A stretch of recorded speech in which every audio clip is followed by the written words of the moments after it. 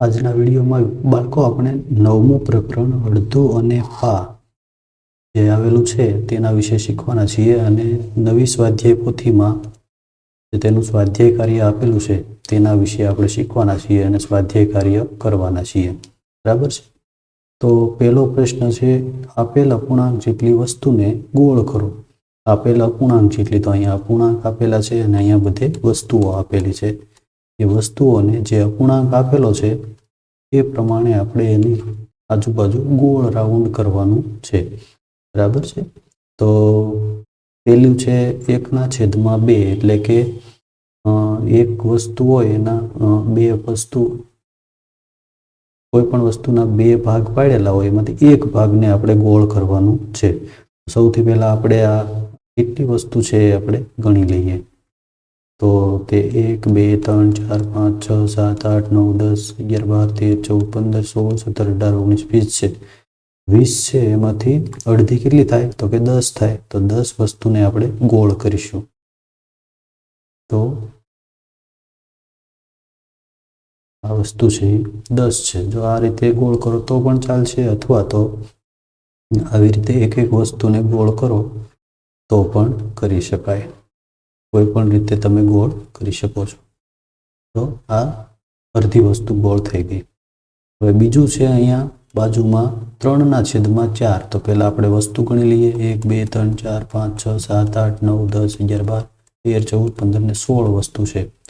તો 3/4 એટલે કે એક વસ્તુના 4 ભાગ પાડવાના છે. તો 16ના 4 ભાગ પાડવી તો એકમાં કેટલા આવશે? તો કે 4 આવશે. એક ભાગમાં 4 ચોકલેટ આવશે. એમાંથી 3 ભાગ લેવાના છે. તો 4 તો કેટલા થશે? 4 4 4 4. 16ના 4 ભાગ પાડ્યા એટલે 4 4ના 4 ભાગ પાડ્યા. એમાંથી 3 ભાગ લેવાના, 1 2 અને 3. તો કેટલા થાય? 4 ને 4 8, 8 ને 4 12. 12 ભાગ ઉપર આપણે ગોળ કરવાનું છે. તો 3 ભાગ છે જે અહીંથી એટલા ભાગ છે એને આપણે ગોળ કરવાનું છે. આવી રીતે અથવા તો કોઈ પણ રીતે આખા 12 ભાગને કરી દો તો પણ ચાલશે અને એક એક ચોકલેટને કરો તો પણ ચાલશે. આવી રીતે ગોળ કરવાનું છે. આગળનો અપૂર્ણાંક છે 1/4, એટલે કે કોઈ પણ વસ્તુના 4 ભાગમાંથી એક ભાગ લેવાનો છે. તો અહીંયા 8 પેન્સિલ આપેલી છે. તો 8 પેન્સિલના આપણે 4 ભાગ કરીએ તો કેટલાના ભાગ પડશે? તો કે 2 2 2 અને 2. એ 4 ભાગ થઈ ગયા 8 પેન્સિલના. એમાંથી એક ભાગ લેવાનો એટલે કે 2 આવશે. તો 2 પેન્સિલ ઉપર આપણે ગોળ કરશું. તો કોઈ પણ 2 પેન્સિલ ઉપર આપણે ગોળ રાઉન્ડ કરવાનું છે. બરાબર? આવી રીતે કરશો તો પણ ચાલશે. આગળ 1/4. તો એમાં તો 4 વસ્તુ છે એમાંથી એક ભાગમાં ગોળ કરવાનું છે. તો કોઈ પણ એક ફૂલ પર આપણે ગોળ કરવાનું છે. બરાબર છે. આગળ નીચે બીજી 2 આકૃતિ છે. એમાં રંગીન ભાગને અપૂર્ણાંક સ્વરૂપે લખો. તો આને અપૂર્ણાંક સ્વરૂપે આપણે લખવાનું છે. પહેલાં તો ટોટલ કેટલા ખાના છે એ આપણે ગણી લઈએ. 1 2 3 4 5 6 7 8 9 10 11 12 13 14 15 16 17 18 ને 19 20 છે. 20 છે એમાંથી રંગીન ખાના 1 2 3 4 5 6 7 8 9 10 11 12 13 14 15. 15 ખાના છે એ રંગીન છે. તો હવે આપણે 20ના પહેલાં તો ભાગ પાડવી 4. તો 4 ભાગ કઈ રીતે પડશે? 5 5 5 અને 5. એમાંથી 15 કઈ રીતે થાય છે? તો કે આ 3ને ભેગા કરીએ તો 15 થાય. તો કેટલા ભાગ લઈ લીધા? 4માંથી? 4માંથી 3 ભાગ લઈ લીધા. તો અપૂર્ણાંક શું બનશે? 4 ભાગ છે એટલે નીચે 4 આવશે. એમાંથી કેટલા ભાગ લીધા? 3. તો અહીંયા ઉપર 3 આવશે. બરાબર છે. આવી રીતે અપૂર્ણાંક લખવાનો છે. હવે એવી જ રીતે બાજુમાં આકૃતિ છે એમાં કેટલી આકૃતિઓ છે? 1 2 3 4 5 6 7 8 9 10 11 12 અને 1 2 3 4 5 6 7 8 9 10 11 અને 12 છે આકૃતિ. બરાબર છે. આકૃતિ છે એમાંથી 3 આકૃતિ કલર કરેલી છે એટલે કે રંગીન છે. તો 12ના 4 ભાગ પાડીએ તો કઈ રીતે ભાગ પડશે? 3 3 3 અને 3.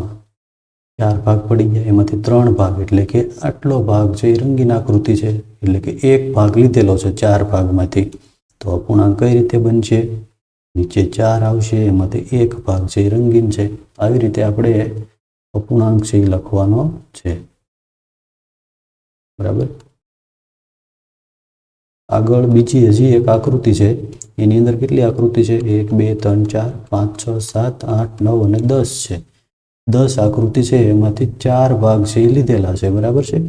તો 4 ભાગ લીધેલા છે, તો એમાંથી આપણે 10 ને 4 ભાગ તો નહીં પાડી શકીએ, કેમ કે 10 ને 4 સરખા ભાગ ન પડે. તો 10 ના 2 ભાગ પાડીએ. 10 ના 2 ભાગ કઈ રીતે પડશે? તો કે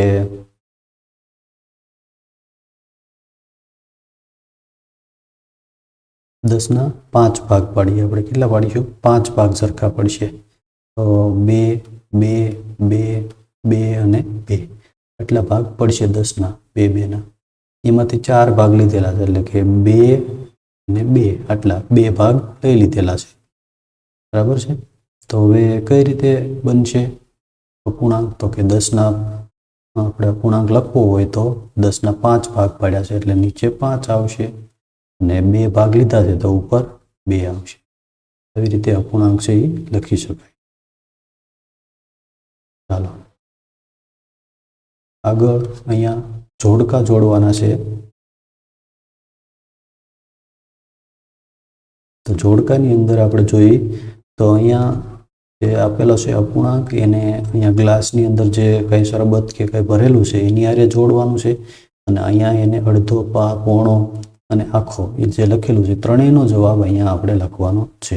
તો એ જવાબ આપણે લખીએ. તો એમાં પહેલું છે અડધું છે. પહેલામાં અડધું છે. તો આમાં પહેલાને કોની સાથે જોડશું? બી માંથી. અડધું ક્યાં છે? અડધું આમાંથી ખ છે, તો ખ જોડશું. અને ત્રીજું સી માંથી કોને જોડશું? તો કે બી, એટલે અડધું લખેલું છે અહીંયા બી આવશે. બીજું છે 1/4 એટલે કે પા થાય. કેટલું થાય? 1/4 એટલે પા થાય. 4 માંથી 1 ભાગ લીધેલો છે તો પા થાય, એટલે અહીંયા આપણે લખશું બીજામાં. આમાંથી પા ક્યાં છે? તો કે ક. આમાંથી પા ક્યાં છે? તો કે સી. ત્રીજું છે 3/4 એટલે 4 ભાગમાંથી 3 ભાગ લીધેલા છે, એટલે કે 3 ભાગનો ભરેલો છે ગ્લાસ. એવો કયો છે? કે ઘ. તો આપણે જવાબની અંદર લખશું ત્રીજામાં. આમાંથી કયું આવશે? ઘ. અને આમાંથી કયું આવશે? એ. બરાબર છે. ચોથું છે એમાં આખું છે, તો આમાંથી આખો ગ્લાસ ભરેલો હોય ગોતવાનો છે, ને આમાં આખું લખેલું હોય એ ગોતવાનું છે. એકદમ સરળ છે. તો ચોથું છે એમાં આવશે, આમાંથી આવશે ગ, અને આમાંથી આવશે ડી. બરાબર છે. તો આવી રીતે જોડકા જોડવાના છે, એ આપણે જોડી દીધા. હવે અહીંયા આગળ નીચે આપેલા આકૃતિમાં કેટલા ભાગ રંગીન છે, કેટલામો ભાગ રંગીન છે તે જણાવો. તો આમાં આપણે કેટલામો ભાગ, અપૂર્ણાંક નથી લખવાનો, કેટલામો ભાગ રંગીન છે કહેવાનું. તો આમાંથી અડધી આકૃતિ રંગીન છે, તો અહીંયા આપણે લખશું અડધો ભાગ. અડધો. આમાં 4 માંથી 1 ભાગ લીધેલો છે. આગળની આકૃતિમાં 4 માંથી 1 2 3 4 એમાંથી 1 ભાગ રંગીન છે, તો ત્યાં લખશું આપણે પા. આ આકૃતિમાં 4 ભાગમાંથી 2 ભાગ લીધેલા છે, એટલે કે અડધી આકૃતિ રંગીન છે, તો ત્યાં લખશું આપણે અડધો ભાગ. પછી આગળની ચોથી આકૃતિ છે, એમાં આખી આકૃતિ રંગીન કરેલી છે, તો એમાં આવશે આખો. આગળની આકૃતિમાં 8 ભાગમાંથી 2 લીધેલા છે, એટલે કે 4 માંથી 1 થયો, તો એ પા ભાગ થશે. અહીંયા પણ એવી જ રીતે છે. તો એની અંદર 8 ભાગમાંથી 6 ભાગની અંદર રંગીન છે. 6 ભાગ રંગીન છે, તો એ કેટલો ભાગ થશે? પોણો ભાગ થશે. એવી રીતે આપણે ભાગ લખવાનું છે. અહીંયા આપણે આકૃતિની અંદર રંગ પૂરવાનો છે.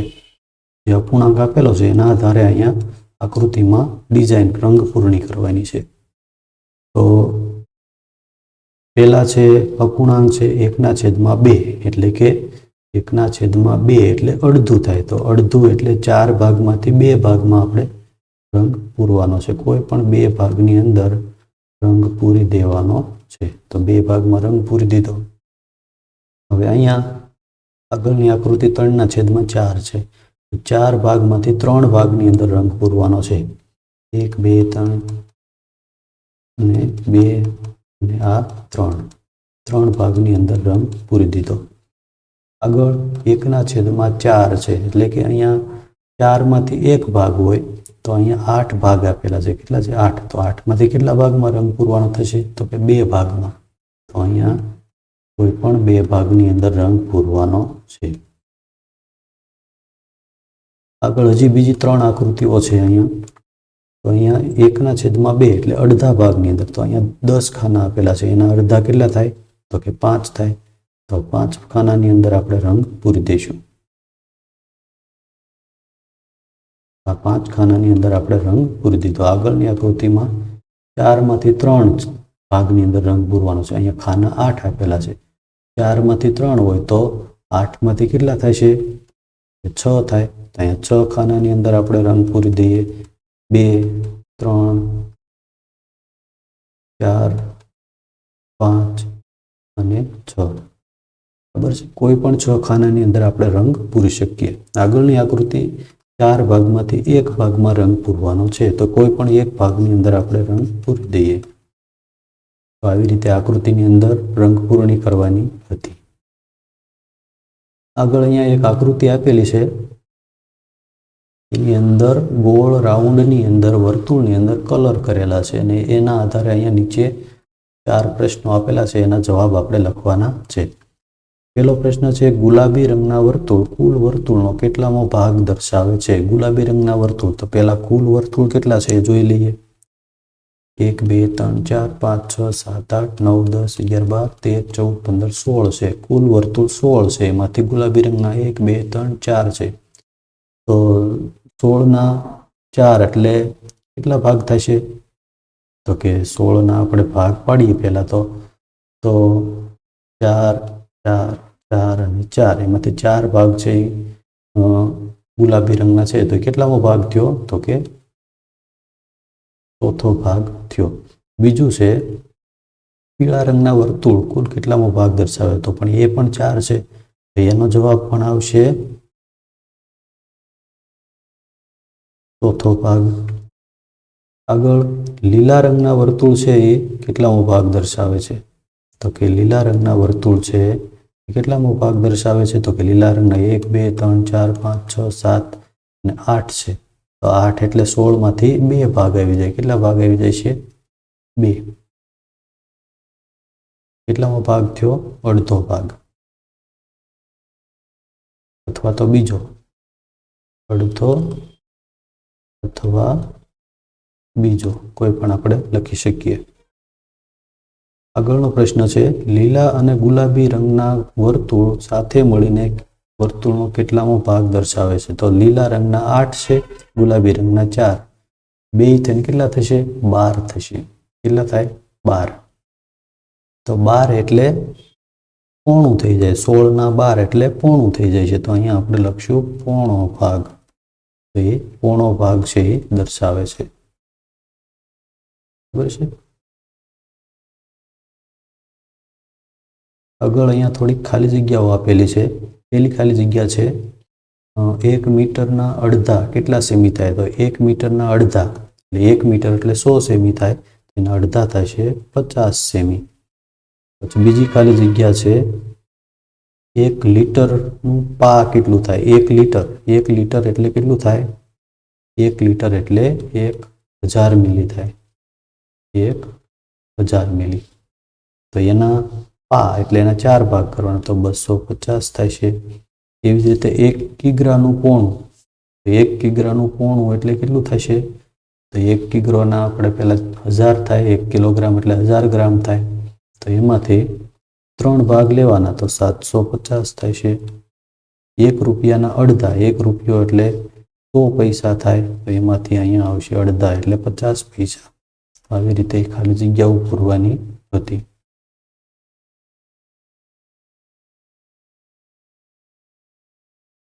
આગળ અહીંયા થોડાક દાખલાઓ આપેલા છે અને એ દાખલાઓના જવાબ મેં લખીને રાખેલા છે, કેમ કે જો હું અત્યારે લખું તો બહુ ઝાઝી વાર લાગે અને વિડીયો ખૂબ જ લાંબો થઈ જાય, એટલે મેં જવાબો છે એ લખીને રાખ્યા છે. બરાબર છે.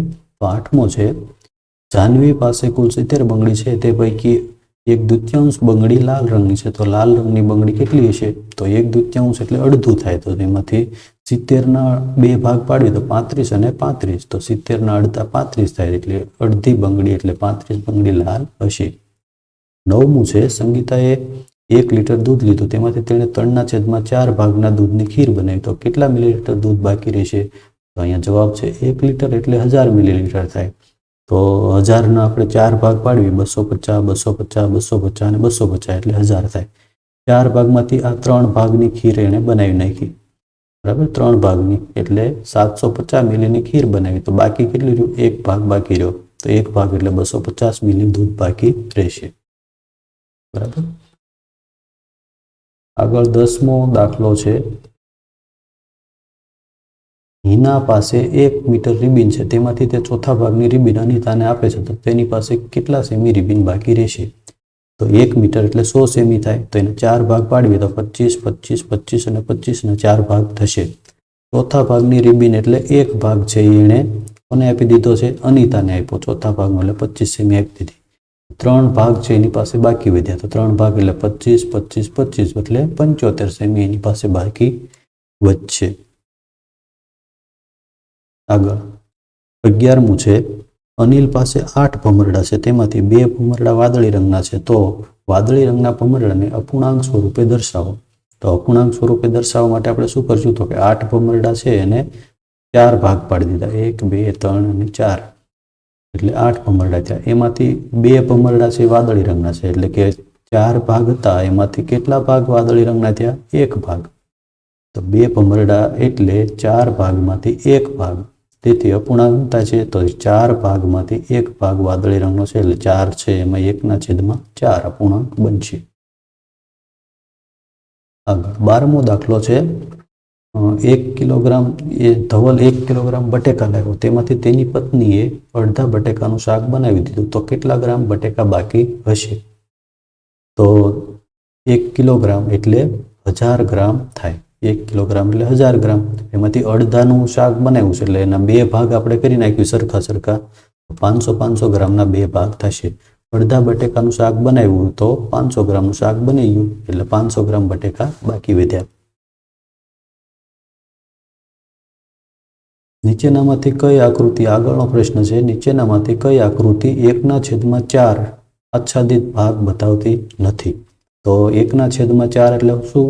4 ભાગમાંથી 1 ભાગ લીધેલો હોય એવી આકૃતિ આમાંથી ન હોય એવી કઈ છે? એ પહેલી આકૃતિ જોઈએ આપણે. તો કે આની અંદર કેટલા ખાના છે? 8 ખાના છે, એમાંથી 2 લીધેલા છે.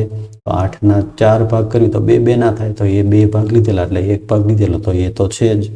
બીજું, આની અંદર પણ 8 ખાના છે, એમાંથી 2 લીધેલા છે, તો એ પણ 1/4 છે. પછી આ ભાગ છે, તો એમાં 4 ખાના છે એ રંગીન છે, અને કે કુલ ખાના કેટલા? 1, 2, 3, 4, 5, 6, 7, 8, 9, 10, 11 અને 12. તો એ છે આકૃતિ છે એ છે નહીં 1/4. તો આ ભાગ છે દર્શાવતી નથી. પછી આ આકૃતિ 4માંથી 1 છે એટલે એ દર્શાવે છે, તો એ જવાબની અંદર આવશે. હાલો 14મું છે, યોગેશભાઈ એક હોટલમાં જમવા જાય છે, તે હોટલમાં ફિક્સ ડીશ ₹100 છે. જો હોટલનો માલિક તેને 3/4 ભાગનું વળતર આપે તો તેને કેટલા રૂપિયા ચૂકવવા પડશે? તો આપણે સમજી લઈએ પહેલા કે 3/4 એટલે કેટલા ભાગ થશે 100ના? તો આપણે પહેલા 100ના ભાગ પાડી લઈએ. 100ના 4 ભાગ પાડવી તો 25, 25, 25 અને 25 4 ભાગ પાડી દીધા. એમાંથી 3 ભાગ લીધા, 3 ભાગ એટલે 75. આટલું એને વળતર આપે છે, તો ચૂકવવા કેટલા પડશે? 25. તો 25 રૂપિયા એને ચૂકવવા પડશે. તો 25 ક્યાં છે? અહીંયા છે, તો એને 25 રૂપિયા ચૂકવવા પડશે.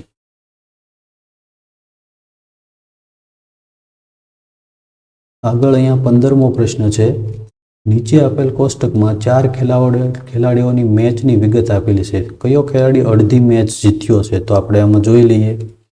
પહેલો ખેલાડી છે એ 10 મેચમાંથી 6 મેચ જીત્યો છે અને 4 મેચ હાર્યો છે, તો 10ના અડધા 6 ન થાય, તો એ નથી જીત્યો અડધી. બીજો ખેલાડી છે એ 8માંથી 4 જીત્યો છે, તો એ 4 છે એ અડધી થાય છે, તો એ જીત્યો છે 2 નંબરનો ખેલાડી. પછી 12માંથી અડધા નથી, 10ના અડધા પણ નથી, તો 2 નંબરનો ખેલાડી એક છે એ જ અડધી મેચ જીત્યો છે, તો જવાબની અંદર આવશે 2. આગળ અહીંયા દાખલો છે એનો પણ જવાબ મેં લખીને જ રાખ્યો છે, કેમ કે ઘણો બધો લાંબો જવાબ થાય છે. તો 16મો છે, કેતને 20 રૂપિયાવાળી એક પેન ખરીદવી છે. તેને દુકાનદારને 5 રૂપિયાના 2 સિક્કા આપ્યા, 2 રૂપિયાના 3 સિક્કા, 1 રૂપિયાના 2 સિક્કા અને 50 પૈસાના 3 સિક્કા આપ્યા. શું તેણે આટલી રકમ પૂરતી છે પેન 20વાળી ખરીદવા માટે? એને 20 રૂપિયા આપ્યા કે નહીં આપણે જોવાનું છે. તો દાખલો સમજી લઈએ. અહીંયા 5 રૂપિયાના 2 સિક્કા, 5 રૂપિયાના 2 સિક્કા એટલે કેટલા થાય? 10 રૂપિયા થાય. 2 રૂપિયાના 3 સિક્કા, 2 રૂપિયાના 3 સિક્કા એટલે 6 રૂપિયા થાય.